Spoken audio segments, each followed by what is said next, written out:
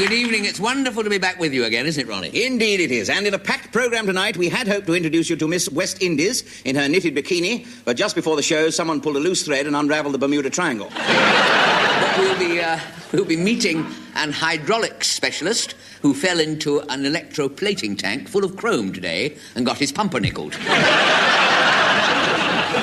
And I'm sorry to say that Flexo, the nude contortionist, can't be with us either. At rehearsals today, he took a step backwards and stood on his dignity. And at Kilmarnock today, a man who had bought 2 packets of Woodbines appeared before the Procurator Fiscal charged with panic buying. Turville Dinge, the celebrated goldfish fancier, died last night. This morning, a few friends attended a private ceremony and sang sea shanties, after which they flushed him down the lavatory. Traffic warden Dymphna McCorkadale had her hat run over by a steamroller today. She tried booking the driver for speeding, but was told that the roller only went at 8 miles an hour, so she booked him for having 3 bald tyres.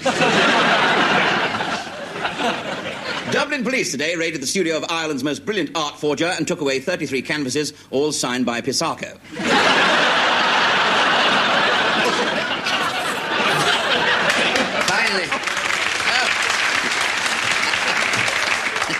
Finally, the National Health Service's money-saving scheme for Harley Street starts tomorrow. There will only be 1 stethoscope for the whole street, but all doctors will have a party line. But now a sketch featuring Mr. Ronnie Corbett, who used to be a model husband, but recently took up with a Cindy doll.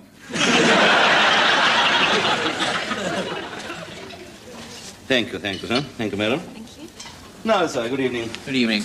What would you like to start with, sir? I'm going to have my shoes repaired, if that's possible, is it? Stitching's all come away along the side there. Same on this one. Yes, I see, sir, yes. Would that be possible? Soled and heeled, would that be, sir? Yes, that would be nice, thank Yes, you. how would you like them, sir? Leather or rubber or composite? What would you like, sir? I think I'll have leather. Yes, the leather is very good today, so yes. What would you like to follow? Would you like a nice pair of pyjamas? So you see, we have a nice polka dot. We have the stripe today. No, I'd rather gone off pyjamas. Oh, yes. But I mean, they like, I like them, but they don't like me. Yes, I do.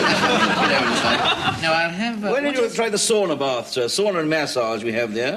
Or a little 3-card brag, you see what we have? Yeah. We've got the car wash and oil changeover. Frontal lobotomy, they're all good today, really. But I'm going to be terribly awkward and have something that's not on the menu, if you don't mind. Yes. Do you think you could rustle me up a haircut? Certainly, sir, yes. Do you a nice haircut? Take 20 minutes, of course. Is that all right, That's sir? all right, I don't mind. Yes, how would you like it done, sir?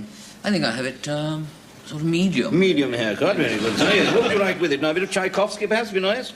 Or tango lessons, a bit of flower arrangement, that's nice. Origami, what about that? That's in season at the moment. No, I'm just going to have, I'll just have a round of golf, I think. Round of golf. And, can you give me a few, sort of farmyard impressions on the side? Yes, I'll bring you a selection, sir, yes, certainly. What about dessert, sir? Pudding. Now, let me see. I had the hang gliding the last time, didn't I? Yes, I think you had it the day before yesterday, if my memory serves me incorrectly, sir. Yes, very nice. Rather sickly, but very nice. I know what I'm going to have. I'm going to have a small blonde, if that's possible. well, not necessarily blonde, but sort of 38, 24, 36 type. Yes, certainly. I've just seen a couple in the kitchen, so they're fresh as a daisy. They came up from the coast this morning. I'll pick you one out if you like. Just leave it to me, so thank you very much. Thank you very much. I say, waiter, Yes. is there any chance of a little bite to eat? Oh, well, you picked an awkward time, lunchtime. The chef's awfully busy, so I'll see if I can get you a cheese sandwich, something like that.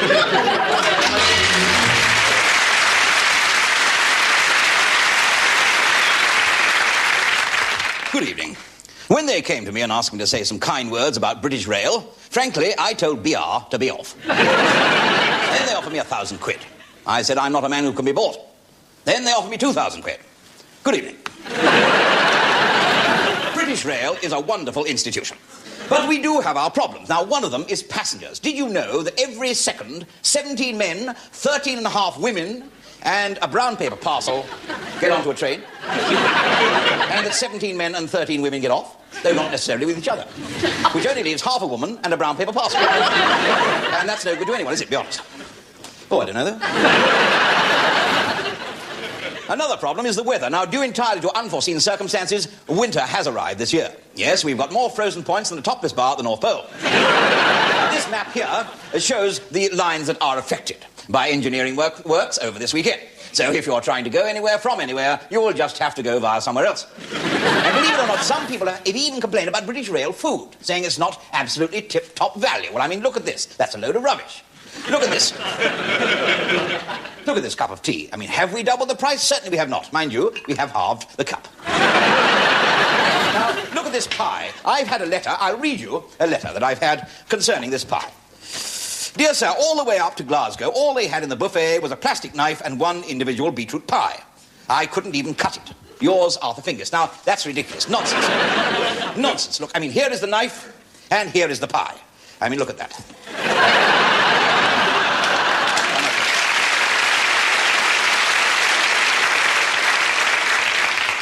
And by the way, all complaints now go straight into our new British Rail suggestion box, which is, of course, automatic. There it is. Now, since we've installed our new streamlined ticket windows, many ungrateful travellers have complained that they don't like queuing an extra half hour just to get a ticket. They even claim that outside Victoria Station, ticket touts can get 10 quid for a single to Brighton. But it's no good complaining to the ticket clerk, of course, because as soon as he gets behind one of these windows... claiming Dicky Bird, you see. What's all about fares, I hear you ask? Well, British Rail are going to replace the existing fare structure with a very unfair structure.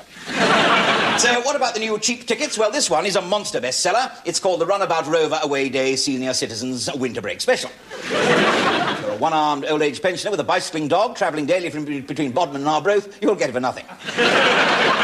We'll keep on with our old favourites, of course. The Scots Away Day, you see, we have. There's that one. Or we have, of course, this one here for divorcing couples, the go away and stay away day. And, of course, the mother-in-law special day return. The train doesn't stop and you wave her out of the window. Like, that's it. And, of course, then we have a couple of naughty ones. We have tired businessmen needing a weekend with their secretary. We have the My Wife Doesn't Understand Me weekend. Of course, or we have, for the otherwise inclined, there's a nippy day return down to Portsmouth called Hello Sailor. Yeah. British Rail intend to maintain their standards. But now for the good news. Yes, after 100 years of research, we have perfected the robot porter. Now, let's have a look at him. There he is, you see? Now, let's try asking him a question. I say, my man, when is the next train to Slough?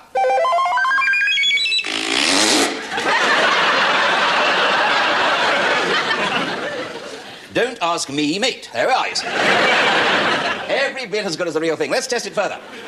I say, my good man, I wonder if you could carry this small suitcase for me.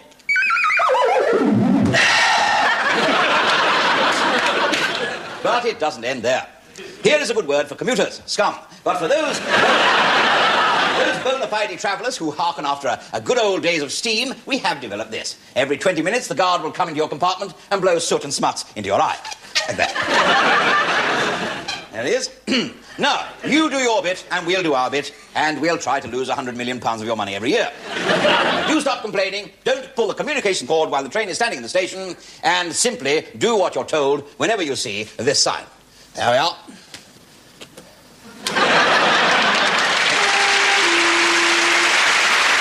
Ladies and gentlemen, the Manhattan Transfer.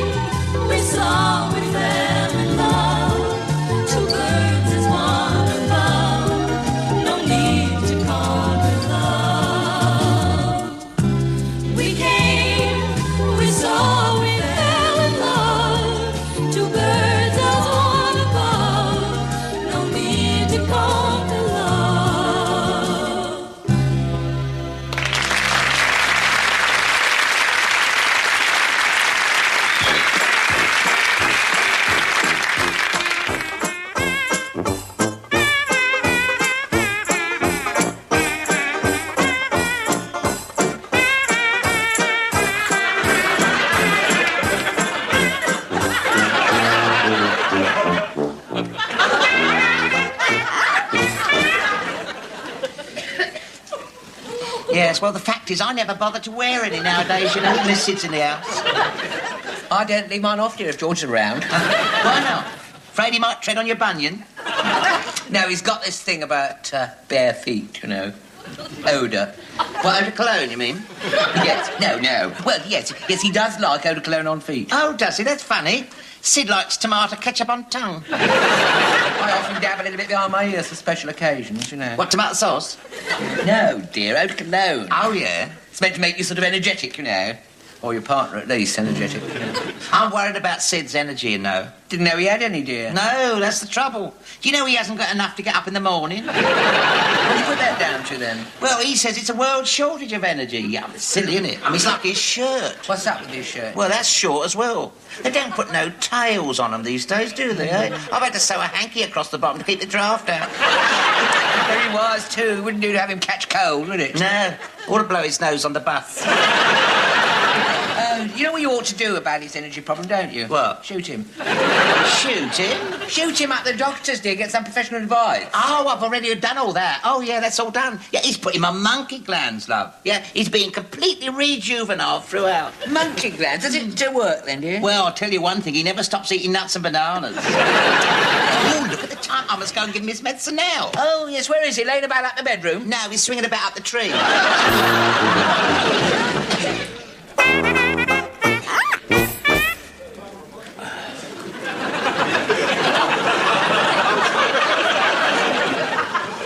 Still on the nuts, are you? Can't seem to give him up, George. Yeah. You been at the doctor, then? Yes, I went up to see him. He can't help me, though. He says medical science ain't caught up with me yet.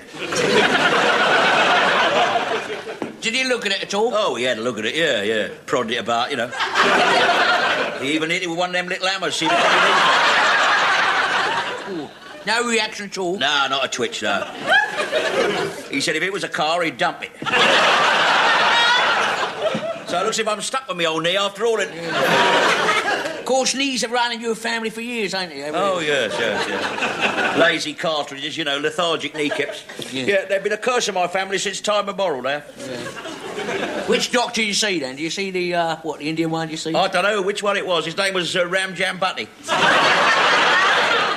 No, I think he's the Irishman. I think it's...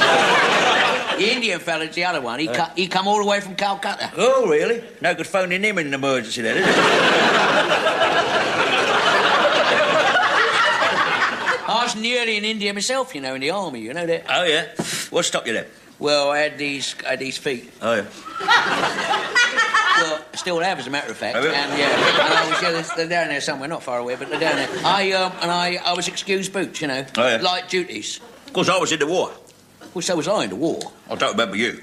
Well, pretty fair, there were quite a lot of us, weren't there, eh? Yeah, I don't remember your impression you made on the war effort, like. Well, I said I was excused boots, wasn't I? I mean, you can hardly liberate Rome in plimsolls, can you? I mean, as soon as I received my call-up papers, I volunteered, mate. No mistake. Yeah, I did. I volunteered for the Guards. The Guards? What, British Railways, you mean? No, the real Guards, yeah, Guards. What, Grenadier Guards? What, them great big tall strapping blokes? Right. Yeah. I would have been in the Guards and all. Had it not been for my eyes. What was the matter with your eyes? Too near the ground.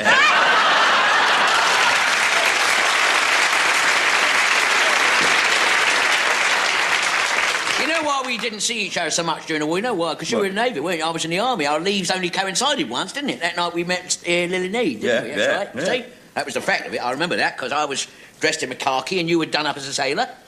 I wasn't done up as a sailor. I was a sailor. Never forget that dancing ballad, all the girls with party dresses on. Yeah. Eden Lil really stood out, didn't they? Yeah, that's because they were the only two wearing gas masks, weren't it? Come to think of it, you know, I think the war was responsible for my knee, you know. Hitler's got a lot to answer for you when you think about it, hasn't he? All my sorties into unoccupied Europe. What are you talking about? You were stationed at the Navy Depot in the Fulham Road. You didn't believe that, did you? Not naive. That was just a ploy put out by naval intelligence. No. Yes, I was one of the cock-a-leaky heroes, I was. You never said nothing. Well, of course I didn't, because you'd have told Lil straight away, wouldn't you? Know what she's like. Been all round Berlin within a week, wouldn't it? I'll tell you something. I used to know the unknown warrior. Yeah.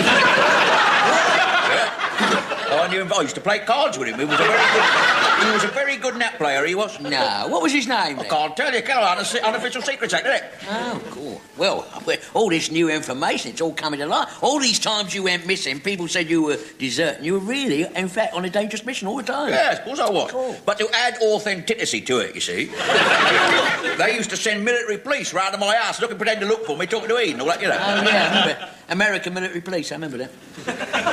Americans? Were they? American soldiers, sailors, all that, yeah. Were they? Oh, yeah. Oh, well, it must have been combined operation, mustn't it? Oh, loads of Americans, I remember that, yeah.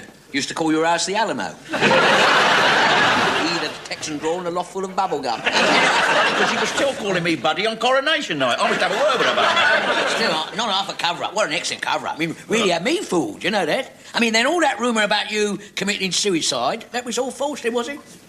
Well, of course he was false. I'm sitting here, ain't I? Well, I never thought that. Never thought that out, no. Because, you see, when I was on manoeuvres in Basingstoke, I had a letter saying that during the Blitz, you were so scared, you shot yourself. No, that wasn't right. That was a mistake, that was. Here, I must get home and talk to her. Here, I'll see you later. Well, listen, wait a minute. Why would she say you shot yourself, you didn't? She didn't say I shot myself. You know what terrible writing she's got?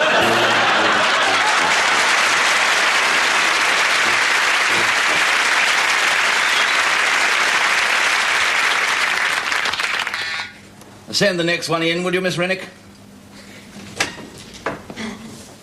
Mr. Fanshawe? Yes, that's right. Come in. Come in. What? Into your office? Yes, of course, yes. Right. Honey, sorry. Wait a minute. I realised I'm standing on your carpet. I'm sorry, I am standing on your carpet. I leave immediately if you No, don't. come back here. Mr. Toady, isn't it? That's right.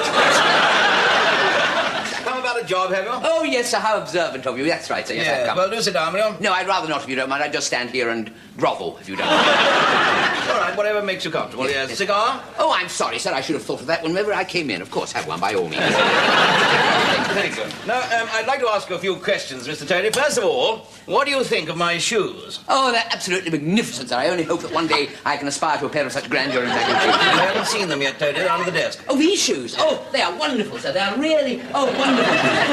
Oh, they taste absolutely delicious. They really are. You can get up now. Have you got any references, Toady? Well, I have this from my previous employee. What's this? It's an autograph. To Uriah Toady, my favourite bootlicker. I see. You've always been a bit of a bootlicker, have you? Well, I like to think so, sir, yes. Would you mind crawling around on the floor in a few moments? Oh, that's wonderful. What a lovely carpet this is. Now then, tell me about your education. Well, sir, not much of an education. I mean, unless you count Cambridge. I mean, I've just Oh, spent... Cambridge. You went to Cambridge, did you? Yes. I went to Birmingham Polytechnic myself. Oh, lucky you. Oh, dear. Oh, how I wanted to go to Birmingham Polytechnic. How I wanted a place there. But I ended up at measly old King's College. Well, now, I take it you know what the Post is, do you, Toady? Yes, sir, I do. Yes, I do. Yes, it's company yes man. Yes, see? sir, yes. Yes, now, you look to me the most sycophantic, snivelling, weak-kneed sort of little swine that's ever come to me. Yes, thank you very much. I take it that your heart is set on it, is Yes, it? it is indeed, sir. Good. Well, it's my great pleasure to tell you that you failed. Oh, thank you very much. That's absolutely terrific. I've failed. Yes, failed, you pimply little smart aleck, because I'm absolutely tired of people saying yes to me all the time. Do you understand? Yes, sir, yes, There you yes, are, sir, you yes, see. sir. It's yes, all the time. If I hear one more person saying yes to me once more, I shall go stark, staring, raving mad. Do you Yes, sir. understand? Yes, sir, yes, sir. Yes. Yes, sir. Miss Rennick, show Mr. Toady out, please. Yes, sir. There you are, you see. She says yes. Even she says yes to me all the time. See what I mean?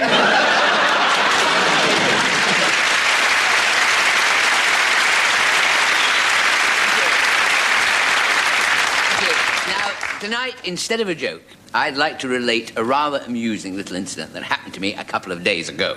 In fact, I was telling it to the other members of the cast here just before we came on, and laugh. Well, what if they didn't? I mean, it was understandable, really, because, to be honest, most of us here are a little bit upset at the moment over a nasty accident that took place this afternoon in the next studio. It was during a rehearsal, one of those big variety shows. The acrobat had just put on a pair of his tights, you know, and was doing a rather novel balancing act. And he was straddling a couple of high chairs, wondering whether or not to try and do the splits, when suddenly both chairs collapsed underneath him, and he was torn between two stools. It's very tragic, especially for his wife, you know, who's now trying to pick up the pieces. It's symptomatic in a way of how everything is falling into disrepair at the BBC. This seat, for example, I have to sit on, getting more uncomfortable every week. I told the producer this morning, I said, I've had enough. I said, there's an awkward little lump in this chair. He said, don't I know it? I said, now look, there's no need for wit. It's not like you at all, I said. The solution is perfectly simple. I said, the cushion needs stuffing. And his reply is in the hands of my solicitor. However, I shouldn't really go on about our internal problems. It's a bit undiplomatic because tonight, being the last of the series, I'm pleased to say we have got the controller of BBC One in the audience. Come along for the free drinks afterwards, I suppose. I'm not going to tell you where the controller is sitting. No, I won't mention the balding head or the smell of the ready-rubbed condor because she's awfully sensitive about it. No, that's not true. That was just a bit of comedy I threw in. The controller of BBC One is, in fact, a highly distinguished and important gentleman.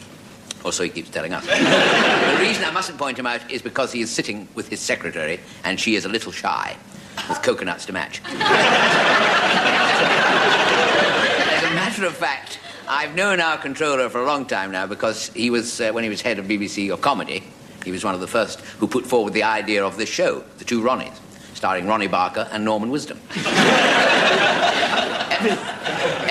Everyone could see it wasn't quite right, so they held a very big meeting. It wasn't far off, mind you. So they held a very big meeting, and the top comedy producers, the cream of the BBC, plus one or two old yogurts. And eventually my name came up as a replacement. The Two Ronnies, starring Ronnie Corbett and Norman Wisdom. Now, it was all, to be honest, it was very flattering, because at the time I was completely unknown, and I didn't even recognise my own face in the mirror. And work was thin on the ground. I remember around that time I was trying to earn a crust as a small-time male stripper.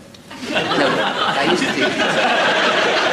I used to do very cheap hen parties, You've been at one or two, I think. And after they'd had all the food and drink, the climax of the evening, I used to leap out of a sausage roll. Then slowly stripped down to my thermal underwear. It's quite erotic, actually. A lot of women used to jump up onto the stage and feel my muscles. The rest used to jump up and feel my pulse. That is really, by the way, and has nothing to do with the incident I set out to tell you about, which occurred the other night when I'd gone along to our local Jewish pub, the Kosher Horses, for a quick laugh. Now, I'd actually gone along more for business than pleasure because I was attending a sort of union meeting. It was the monthly meeting of the Surrey branch of the Amalgamated Union of Pint-Sized Comedians and Allied Titches. And all the pint-sized comedians were present, Arthur Askey, Charlie Drake, David Steele, all there. Now, when suddenly, in the middle of the meeting, I noticed right at the other end of the bar, a fellow walked into the pub carrying a crocodile.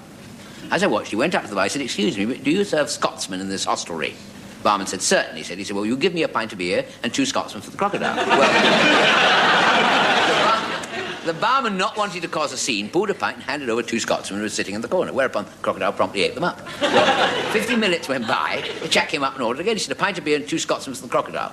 Once again, the barman gave him the beer and called over 2 more Scotsmen who were in the other bar, wringing out their beer mats into the glass. And again, the crocodile just ate them up. Well, this went on for another hour or so until finally the chap came back again. He said, "Same again, pint of beer and 2 Scotsmen for the crocodile." The barman said, "I'm sorry, we're clean out of Scotsmen. We've got none left. We've eaten them all." Then, to my horror, his eyes travelled up the bar to the table where my party was sitting. He said, "I'll tell you what, though." He said, "We haven't got any Scotsmen." He said, "But do you think he'd fancy Ronnie Corbett, Arthur Askey and Charlie Drake?" The chap said, "Shh, for God's sake, whatever you do, don't start him on the shorts."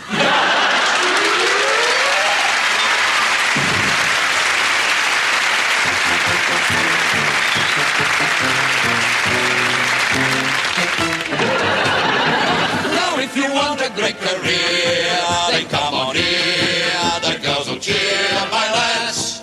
And if you're fond of fun and beer, then come on here. Get in the gear, my lads. Come and join the army. Ever so spick and span. In the British Army, a man can be a man. So if you want a life that's grand, the He-Man brand are in demand, my lads.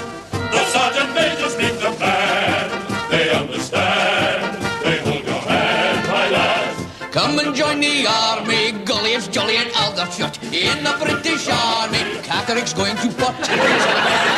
In the Army Catering Corps, the Catering Corps knows what it's for. We're marching twos and in petty fours. It's jam puffs and fairy cakes, so come and join the corps.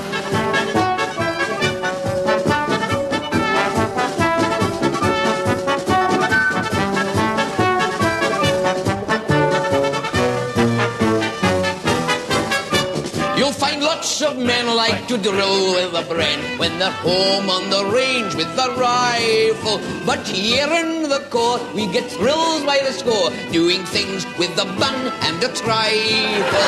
We will find a book, and the book that we cook by was wrote by the great Mrs. Beaton. But here in the mess, they suggest our address should be changed to Rock Hall or Nuneaton. Soldiers come in platoons for our 50 duffel prunes, and brigades form a queue when it's curry vindaloo. Off they march double quick, and it really goes to show that a good British curry keeps the army on the go.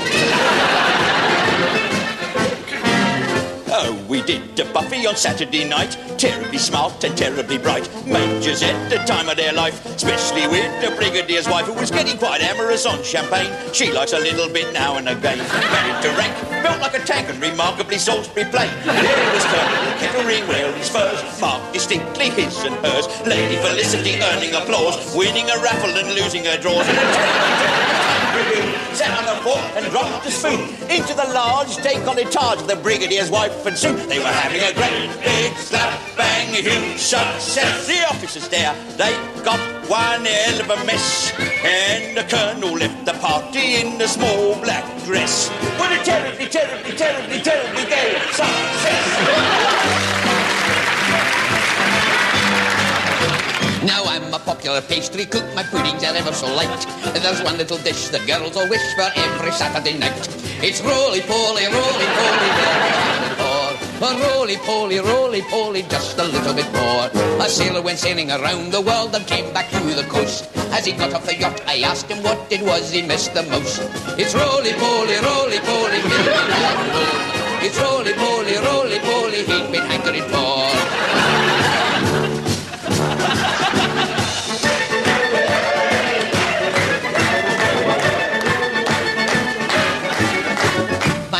Nellie was fighting fit when she was 103. A man from the telly, he asked old Nellie, said, what she keeps, said she. It's roly-poly, roly-poly, that's the game of sure. A roly-poly, roly-poly, till I'm 104. We don't go out of manoeuvres much, our march is rather dire. But our meringues have a lovely touch the colonels all admire. When the bugler blows his trumpet, we'll ignore it, he can lump it. But we'll stay home and toast our trumpets round the kitchen fire. There's lots of praise for our canapes, they're what the gourmet seek. And people say that our pork patty's got flavours quite unique. Fanny Craddock starts to waver, Egon Ronnies says the flavour drives him mad. The kitchen cat's been missing for a week. Oh, it's tea in the one for all the squad, we bowled it up in bats. A lovely brew called New and True, the soldiers call it Nats. In the army, life's enough to drive you mad. The army keeps record. It's haddock and chips and navy chips, and in the RAF they're making the most of beans on toast till jet lag makes them deaf. In the navy, they've got cockles in the gravy, but it don't affect us, for we're in the catering court. We're rather short of privates in the catering court. The officers will have to rough it. The colonel says we gotta roast one chicken more. I'll go and tell the brigadier to start.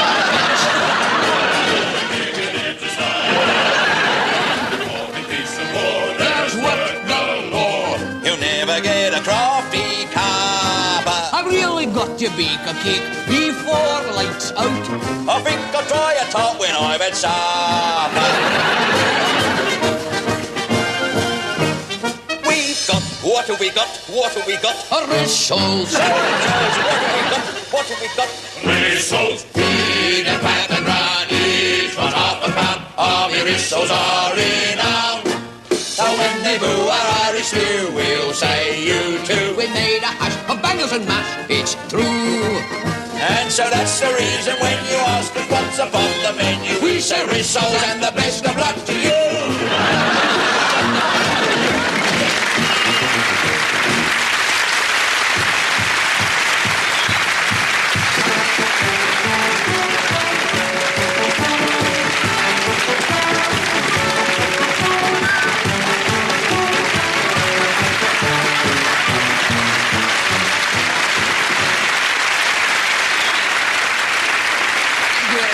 Well, that's all we have have time for in this series, but before we leave you, a few items of late news. Miss Raquel Welch, in an American TV interview today, talked about the advantages she'd had in her acting career. She admitted that her bust had opened doors for her. Latest bulletins say that the porter who sat on a red-hot cinder at King's Cross Station is making good progress. He was right on time as he steamed through Newcastle. And happy news tonight from Lord George Davidson Circus. The tattooed lady is pregnant, and both she and her husband, the India Rubber Man, are very happy. They don't mind if it's a boy or a girl as long as it fits into the canon. Here's some late football news. The St John's Ambulance 11 and Hypochondriacs United game has just gone into the 265th minute of injury time. And popping through your letterbox tomorrow morning will be a little message from the post office promising you a much faster delivery service in 1976.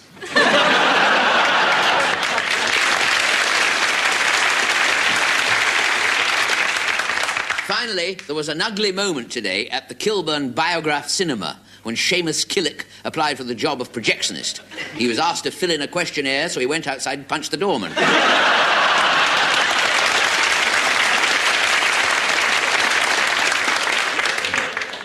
And next series, in a new feature entitled The Greatest Shock of My Life, we shall be hearing from the one-legged Scotsman in a kilt about the time he was standing in the lampshade department at Heels. And an assistant came round putting in light bulbs. Until then, it's good night from me. And it's good night from him. Good night.